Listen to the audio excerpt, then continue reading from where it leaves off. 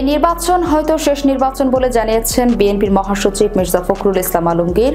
মঙ্গলবার দুপুর 1টা 7 মিনিটে সামাজিক যোগাযোগ মাধ্যম ফেসবুকে দেয়া এক পোস্টে তিনি এই ঘোষণা দেন। পোস্টে তিনি লেখেন, মহান আল্লাহর রহমতে বিএনপি আমাকে ঠাকুরগাঁও 1 আসনে মনোনীত করেছে। আমি বেগম খালেদা জিয়া, তারেক রহমান এবং সকল নেতা এবং নেত্রীকে আমার কৃতজ্ঞতা ও ধন্যবাদ জানাই। দলের সকল কর্মীদেরকে জানাই আমার আন্তরিক ধন্যবাদ আজীবন আমার সাথে থাকার জন্য। ফেসবুকে মির্জা ফখরুল আরও বলেন, আমরা যারা সারা জীবন রাজনীতি করেছি, জেলে গেছি, আমাদের নিজেদের একটা গল্প থাকে, অনেকেই তা জানে না।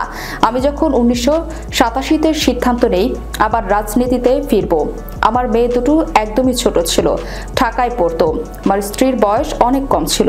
সে প্রথমে স্তম্ভিত হয়ে গিয়েছিল, বুঝতে পারছিল কি ভয়াবহ অনিশ্চিত জীবনে পা দিতে যাচ্ছে।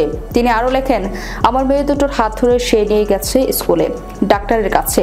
মনে পড়ে আমার বড় মেয়ের একটা অপারেশন হবে।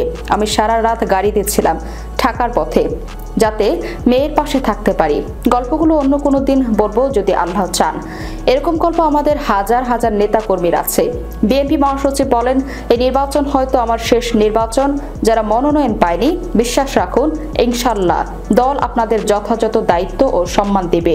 সবশেষ শেষে তিনি লেখেন, আপনারা সবাই আমার জন্য দোয়া করবেন, আমাদের দলের প্রতিটি নেতাকর্মীর জন্য দোয়া করবেন। আমরা সবাই মিলে আপনাদের পাশে থাকব এবং কাজ করব ইনশাআল্লাহ। বিএনপির সেই যোগ্যতা আছে দেশকে মর্যাদার সাথে সামনে এগিয়ে নিয়ে যাওয়ার।